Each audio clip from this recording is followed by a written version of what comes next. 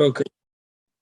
Today's daf yomi is Kesubos daf Kuf Yod Aleph, Kesubos 111. We're going to start on the bottom of Kuf Yod Amabeis, 2 lines from the bottom. Rabbi Zera have a kamishtamet minei de Rabbi Yehuda. The bottom basic heart show. Rabbi Zera wanted to move to the land of Israel, went to make Aliyah, so he was hiding from Rabbi Yehuda. Dam Rabbi Yehuda called Oami Bavel Eretz Yisrael. Rabbi Yehuda taught whoever goes up from Bavel to the land of Israel over Basei, he violates a positive commandment, as it states, Pavel Yuval V'Sham Yu Ayom Pakti Osam Nu Mashem. Because Jeremiah said, I don't know why it's called a positive commandment. It's not specifically a positive commandment because it's from Jeremiah, but it's in Jeremiah it says, you should go to Bavel and there you'll be until I remember you, says God. Rabbi Zera says, Rabbi Zera says, that's just a reference to the Kli Shares, to the that you're not allowed to bring back the utensils of the temple until such time as you return, until God brings you back. Rabbi Yehuda says no. We have another pasuk about the Kli Shares because it says, "Ishpati Aslam Minos Yerushalayim B'Tzvaos O Ba'ayalos Asadeh." It says, "I swear to you, the daughters of Jerusalem, by the gazelles and the deers," meaning to say that I make you take an oath that you can't come back until I awaken the love in you. So like I do for the gazelles and the deers. So that's the concept that God takes the Jewish people, that they should not that they're not allowed to come back from Babel to Eretz Yisrael until God allows them. So then the pasuk says, what does Rabbi Zera do with that verse? He says, he says, no, that means you're not allowed to go up to Israel with force and together as a group, but as individuals, it's okay. Rabbi Yehuda, he says there's another oath because it says so that tells us that you can't go up as individuals. Rabbi Zera says no, this other oath. So he says I need this oath for teach us something else. Why do I need these 3 oaths? One, they can't go up with force together. One is that they're not allowed to rebel against the nations of the world. That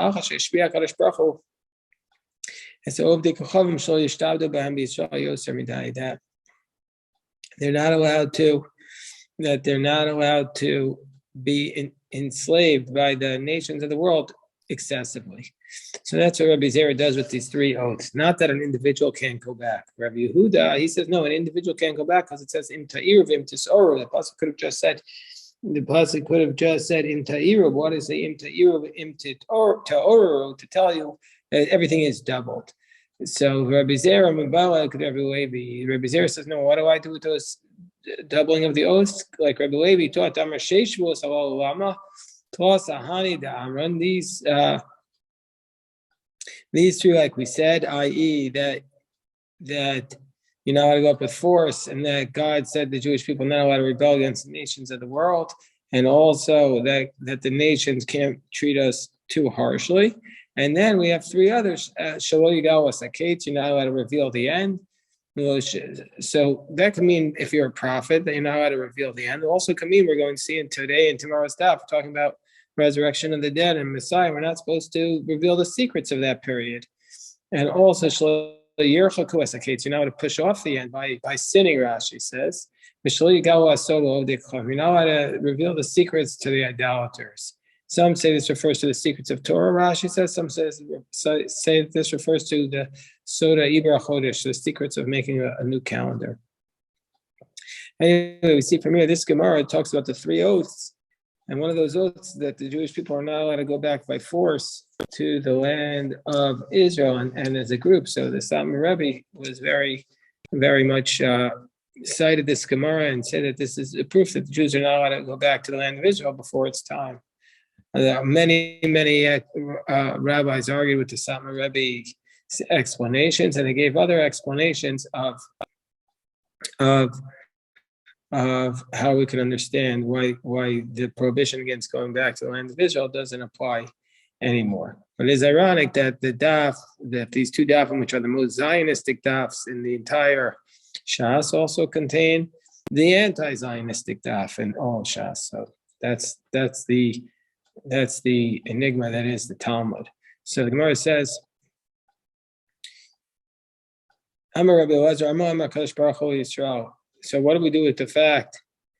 It says in the verse B'tzvah, oh, so by Avosa Sadeh, what does this mean? So it says Rabbi Elazar that God says to the Jewish people, Matem Kaimenes Hashvua Mutav, if you keep the oath well and good, V'mlav Hanimatir as Besarchem Kitzvaos Kayosa Sadeh. Otherwise, I'm going to release your flesh like the deer and the gazelles of the field. Amar Rabbi Elazar Koadar B'Eretz Yisrael Sharai Boyav, whoever lives in Israel will remain there without sin, as it says, Ubal Yomar Shachein Chalisia Ama Yoshev Ba Nesu Avod. Mean to say, if you live there, they won't have sin. Amar Rabbi Ravashi, no. We say Anam Besobli Chalayim. We're just refers to people who are sick, that they are going to be that they're not filled with sin. Meaning to say that it's not a reference to the Jewish people living in the land of Israel, but rather with respect to those who are sick, that they're not going to be in too much pain. Says the Gemara, Amalei Rabbi Ravash. So the Gemara says, Amar Vanan call cover baratz shel kilu cover tachas mizbeach. Whoever is buried in the land of Israel, it's like they're buried underneath the altar. Ksiv hacham mizbeach adamat haseli. Ksiv hasam, it says you should make an altar, and it says there v'chiper ad maso amo. And the earth will serve as an atonement of his people. So the Gemara says, Ua used to go from Eretz Yisrael to Eretz Yisrael from Babel. Ua used to go.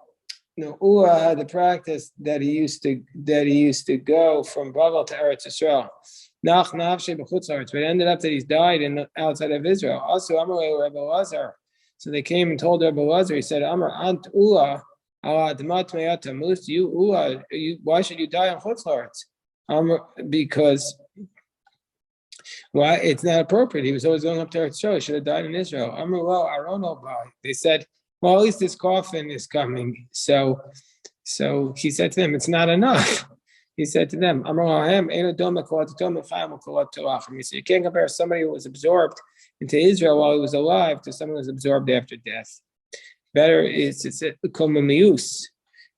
You're supposed to come to the land of Israel standing, not while you're dead. But it's better, obviously, to come standing. There was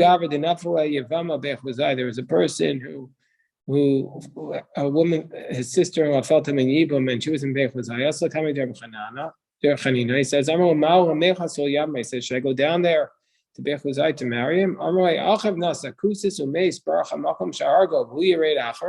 Says it's bad enough your brother married her, and she died. The Gemara calls her kusis, just means that she wasn't a good person, and he died. Now you're going to follow him.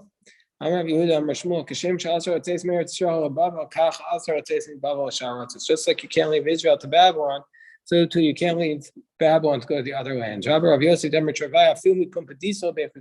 Pumpadisa to Beit Kubi. Somebody went out from Pumpadisa to Beit Kubi.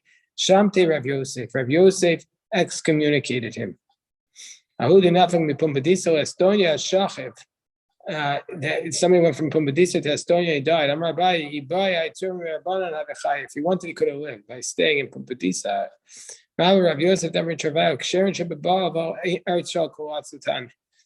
The best people of Babylon can be buried in Israel. But the best people of the other lands can be absorbed into Babylon. So what does we say with respect to this? It doesn't mean with respect to marriage that the best of Babylon can marry the best of Israel. But can't be. Eretz Yisrael is so much better than Babylon, so it can't be for Yichus.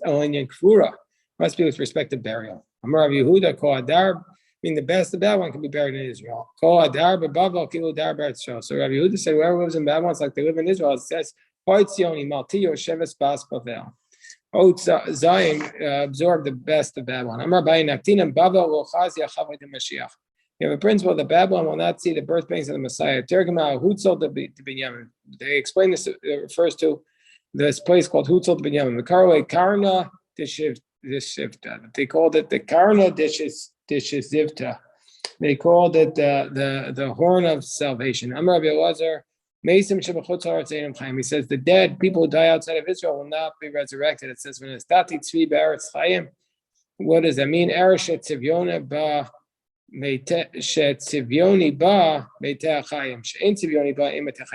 land that I desire instead will live. The land that I do not desire instead will not live.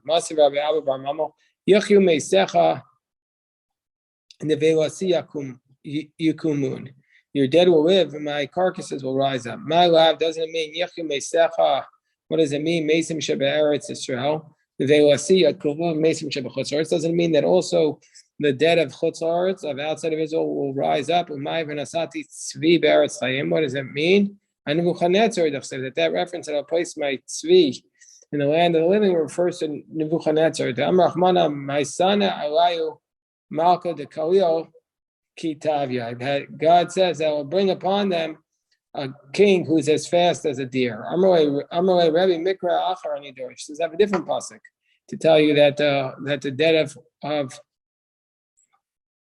I'm going to bring you a different pasuk that tells us about this idea that which I taught. What did Rabbi Elazar teach? That the Mesim Shebechutz La'aretz will not live. He says, I have a different pasuk teaching this. It says, No, say Neshama La'am Aleh V'Ruach La'olchem Ba. I'll give the soul to the nation that's on it, and the spirit to those that walk on it. So what does see? My carcasses will rise up. That refers to the fetuses. Rabbi Abba Bar Mamal says, "I know saying the Shema Amaleh my Abed."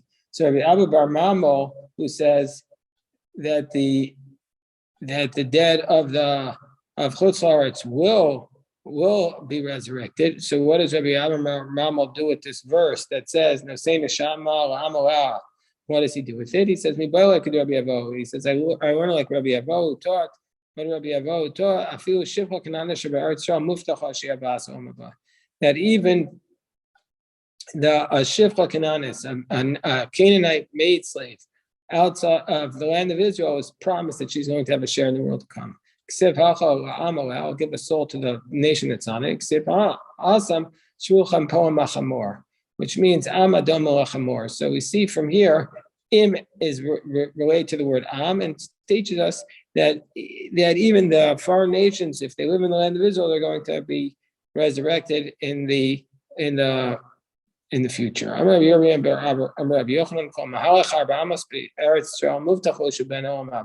Whoever walks 4 cubits in the land of Israel can be assured that they have a share in the world to come. There's a dispute amongst the commentaries. Does this mean even if you visit, or you actually have to live there? Or Rabbi Eliezer, what about Rabbi Eliezer, who says that the tzaddikim shebechutz la'aretz, where he says that there's no resurrection of the dead for anybody who lives outside the land of Israel? What about Rabbi Eliezer? It says tzaddikim shebechutz la'aretz einam chaim, the righteous outside the land of Israel, are they not going to live? I'm Rabbi Eli, they will live, but they gilgal, but through pain when their bones roll from their burial place to the land of Israel. So he challenges this. Maskefo Rabbi Abba Sela Rabba Gilgal Tzadikim Tzarhu. So he says, is the rolling of the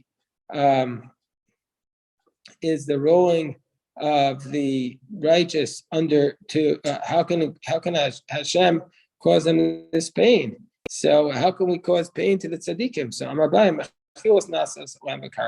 no, so he says, God, it's not going to be painful for them because God is going to make tunnels underneath the ground for the tzaddikim to roll on, and therefore they will not be in pain. I'll carry them up from Egypt, and I'll bury them in their burial pills. He said, I'll tell you something on the side. Jacob knew that he was righteous. And if he knew that he was going to be resurrected, why did he make it so hard for his children that they had to carry him from Egypt to the land of Israel? He was worried, maybe he will merit to the tunnels. And so therefore he didn't want to be in pain. Similarly by Joseph, Joseph made the children of Israel carry him. And Joseph knew he was righteous.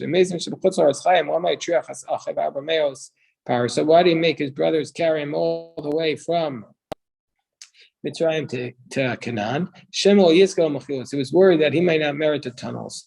Sholchoi Achui Rabba. So Rabba's brother sent him a message. He wanted Rabba to move up to the land to Israel from Babylon.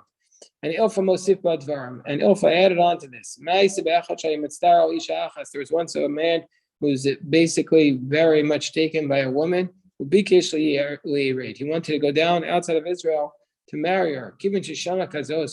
Once he heard that the righteous will be resurrected outside of Israel, but they might not be merit to tunnels, they might have to roll in pain. So therefore, Gilgal Ba'atzmo Ayomoso, he didn't marry her until the day he died. And the brothers of Rabbah sent to him, even though you're very wise, you can learn from a Rebbe here in Israel. Say, who's going to be a Rebbe? I'll tell you who your Rebbe is. Manu. His name is Rabbi Yochanan. And if you don't come up here, if you're going to stay in Babylon, be careful about three things. Number one, al tarbe be yeshiva. Don't sit too much. Why? Yeshiva kasha tachtonos. That causes you hemorrhoids. Al tarbe ba'amida. Don't stand too much. Amida kasha leif. Standing is bad for your heart. Al tarbe ba'alicha. Don't walk too much. Alicha kasha leinayim. Walking is bad for your eyes. Split it all up into thirds. Third sitting, third standing, third walking. Second, if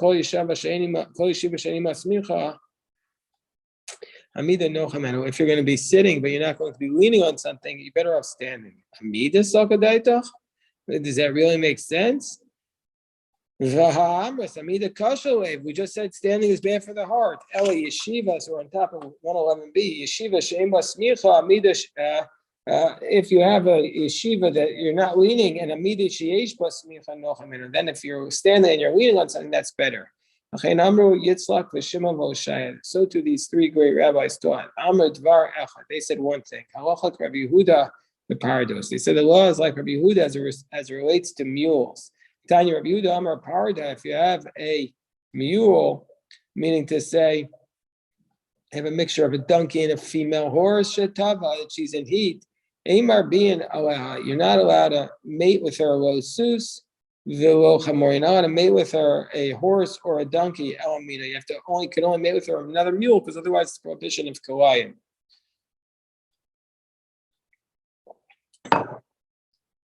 Amar Rav Nachum Bar Yitzchak Zer Rabbi Yitzchak is Rabbi Yitzchak Nafcha. Shimon Zer Rabbi Shimon Pazi Amar Reish Lakish Oshaya Zer Rabbi Oshaya Bar Rabbi.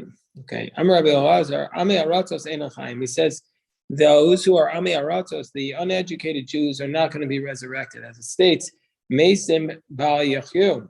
It states in the verse that those who are dead will not live, and that refers to those who are Baal Rephaim, those who are not learned. That's how we understand this verse from Isaiah. The dead will not live. I might think no dead will live. The Rephaim will not rise up. Who are these? Somebody who releases himself from studying Torah. That's what the verse is referring to. Rabbi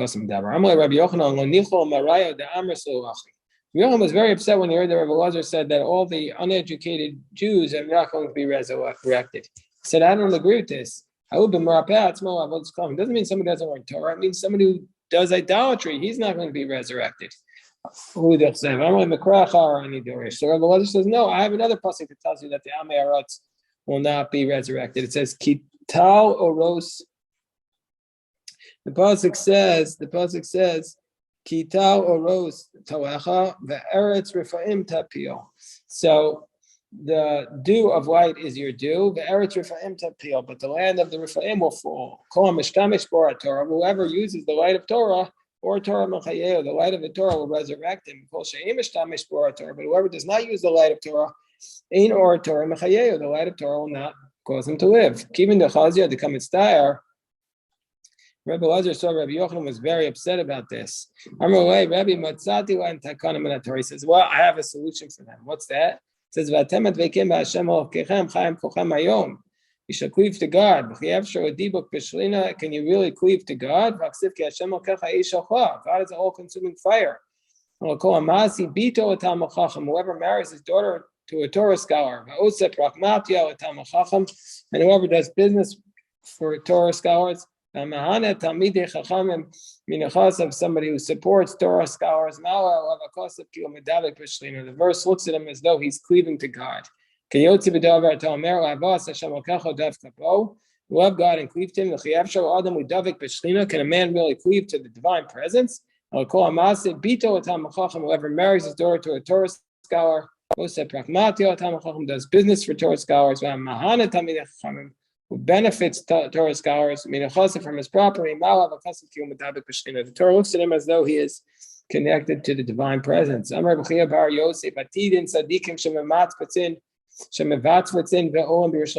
future, the righteous are going to sprout up in Jerusalem, as it says, they will sprout forth from the city like the grass of the earth. And the city here is a reference to Jerusalem, as it states in the verse in Melachim Bet, as it states in that verse, Veganosi ala Irazus. It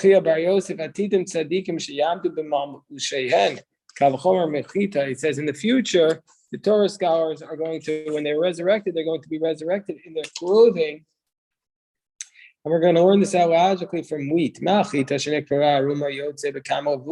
Wheat, which when you plant it into the ground, which they say nikra is buried in the ground, it's planted in the ground, it's just a plain seed, and it's called naked, but yet nevertheless, when it comes up surrounded by husks and shells. Tzaddikim who are buried in their clothing, how much more so will they be resurrected in their clothing? In the future, the land of Israel is going to produce fully formed loaves of bread and clothing, as it says, as it states in the Pasuk, Yehi Pisas Bar Ba'aretz Barosh Arim Irash. So, Tana Rabbana, what does this mean? Yehi Pisas Ba'aretz Barosh Arim Amro Asida Chita Shetitamer Kadeka. In the future, wheat will sprout forth like a palm tree. V'ola Barosh Arim, and it will go up on the top of the mountains. V'Shema maybe you'll say, well, yeah, that's going to be a pain to cut it down. It's going to be hard to cut it down. The verse says, "Your ashkel vanon perio." Its fruit will fall off like the Lebanon. Kadosh Baruch Hu may be ruach mibeis genazav u'manash v'ala mashra soasa. God will bring a wind from His storehouse and shake down the tree, and the flower will spill off. The Adam. And a man will go to the field. He'll bring home a full hand of the wheat, of the flour, and from it he'll support his household.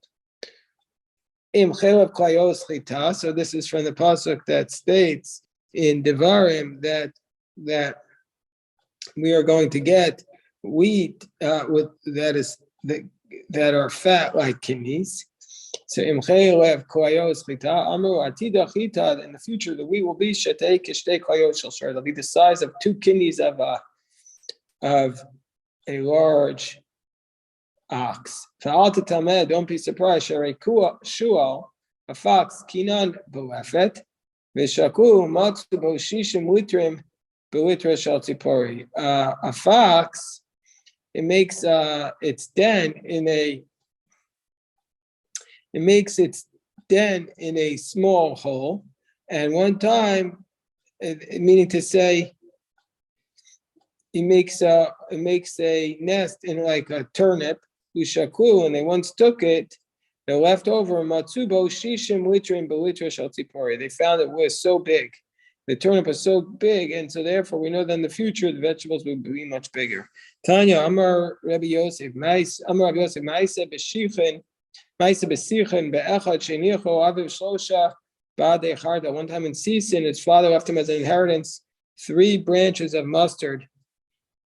The nivshach echaman, and one of them was cut down. V'nimtu bo tisha kavan chardal, and they found 9 kavan of mustard seed. Ve'itzav sichachu bo sukas yotrin, and with its wood they made it as a hut for those who make clay pottery. Our father left us a stalk of cabbage. And we have to go up and down it with a ladder. What do we do with the pasuk? V'dav anav, v'dam einav tishtech chamer. He said, this world is not like the world to come. Why? This world, it's difficult to press and crush the grapes. To harvest and crush the grapes. In the world to come, maybe on in the world to come, you just bring a single grape in a carriage or wagon. So put it in the corner of your house. And you're going to be enough to provide for you like a large barrel. You won't need to crush the branches of the grapevine. Just put it under the pot. And each cluster of grapes are going to produce 30 seah of wine. As it says, "V'dam einav tishteh chamer," meaning to say, the blood of the grape, you're going to be able to drink it immediately. You're not going to have to press it. Al tikrei chamer el chomer. Don't read it as chomer, but as a chomer, which is a large amount. Kiyasar Avdimi Amar, Avdimi said, "What do you do with the pasuk? Osrila gefeni ro." He binds his donkey to the vine. There's no grapevine in the future that will not require a city to harvest it because there'll be so much fruit.